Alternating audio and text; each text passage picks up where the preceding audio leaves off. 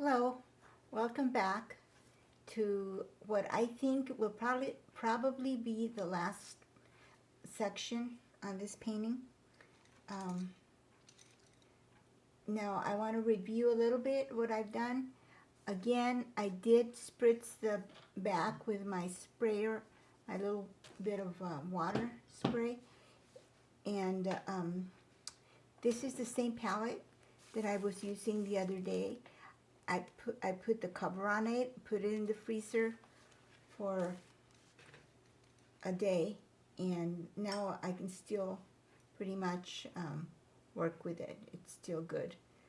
A lot of times it's not about not so much about not wasting it, but sometimes you have the colors mixed. I don't in this case, but sometimes you do, and you want to continue with your mixed colors. So that's why that's helpful on that end also. All right, so right back here where the sand is, it's got a little bit, it's not as bright yellow as what we have here with the yellow ochre. So we're going to tone that down with a little bit of the raw umber, thinly. It's going to be kind of thin. So I'm making, because I'm going to kind of just go over it.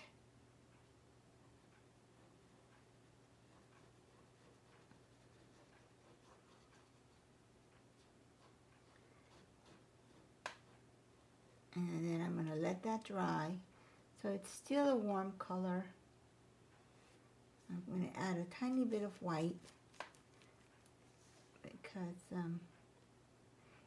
it is kind of a chalky looking sandy color. So anytime you add white to your colors, your paintings, you create a tint, and you make it kind of chalky, pastel-y, and that is exactly what we want right here.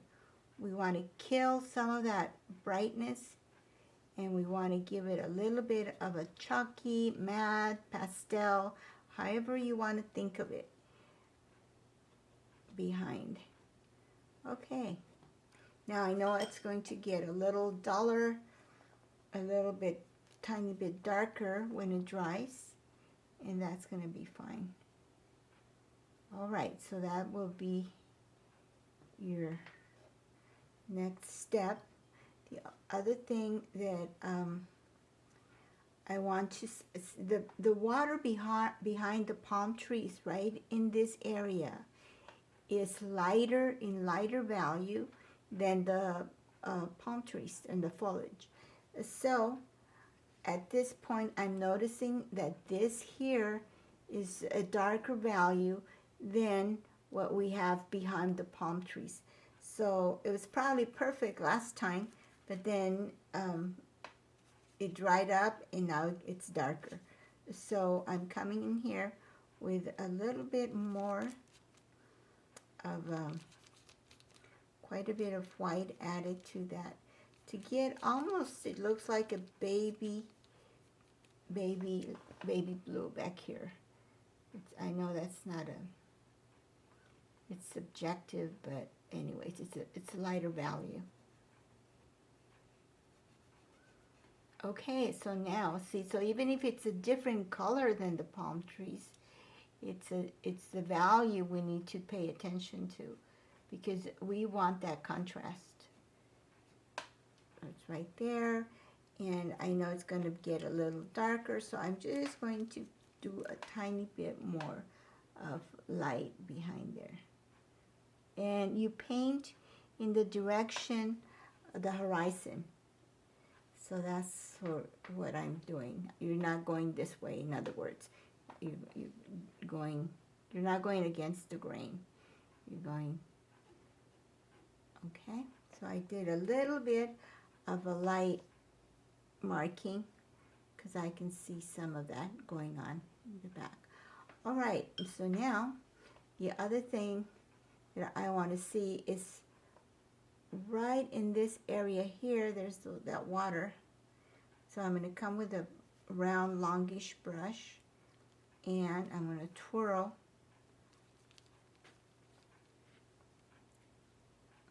Now I'm going to, there's some of that water, and sometimes all you need to do is just touch it in a horizontal position with the belly of the brush. Let that. At the same time, I'm going to come over here and again with the belly of the brush, just touch that and bring it to slide it to the side. And there's little bits of water showing up in here. Same thing, just kind of hold it. And then the water, it comes out.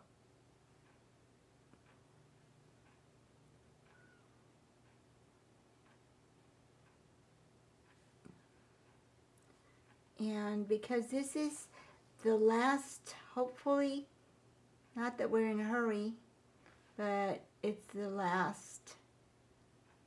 We're coming towards the end of the painting, in other words. So you can be more liberal with the amount of paint that you're laying in. It can be thicker now. And it's going to help to give that dimensional look. So you can kind of glob it on now, and that's okay to do. That goes for when you're doing oils also. You start off thin and you end up thick. In oils, they have a name for it. It's an expression for it. It's fat over lean. But here it's just a thicker paint. All right, so now I can see that there's it got kind of thick and globby here, which I don't see there. So it's still wet enough so that I can adjust that. Now I think I like it.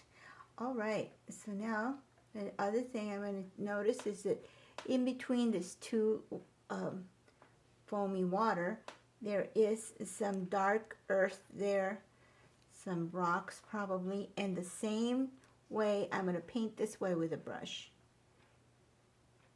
And I'm just going to, and it's not going to be perfect.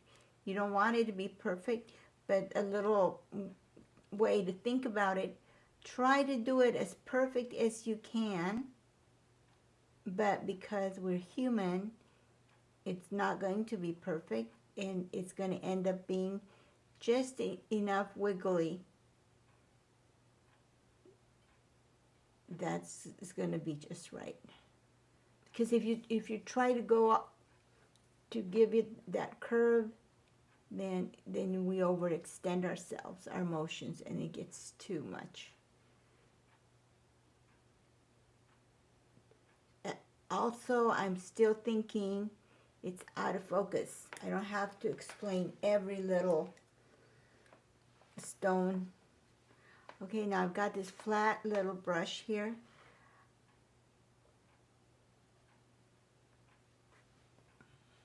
And I can break it up even further if I need to. But I think that I don't want it so solid. And again, keep reminding yourself it's going to get darker. So, all right, so I think that's pretty good right there. All right, so now back here, let's start again with the shrubbery and the different colors. The different colors of greens and trees and palm trees and that. So, although I want it to be green, I don't want it to be bright green. So I'm assessing more or less where those first markings of that red shrubbery is. And I'm thinking it's probably going to be around here. And then you just go and walk it all the way. See all this area in here.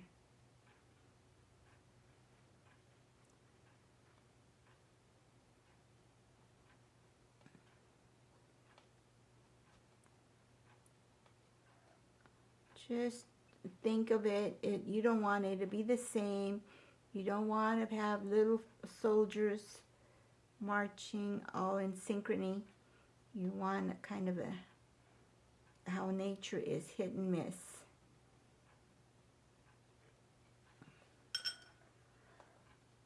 Now, if it gets too solid, you just break it up. At this point, you still have time to move it around as needed.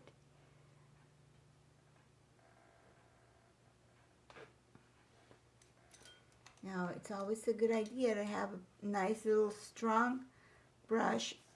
I went too high in here, I think. So maybe I'll just lift it.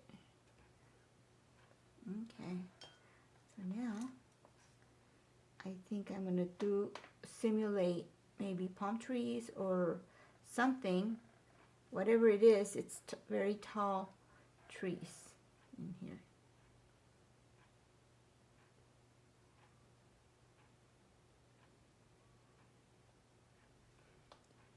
And over here.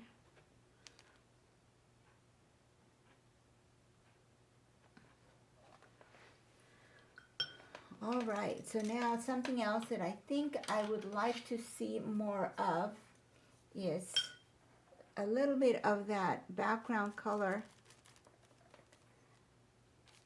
The teal, remember, the sky is like the reflection of the sea is a reflection of the sky. So I would like to see a little bit of that color in here. A little bit of the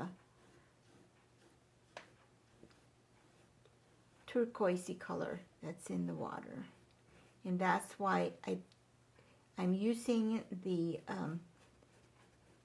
phthalo green with a tiny bit of white in it.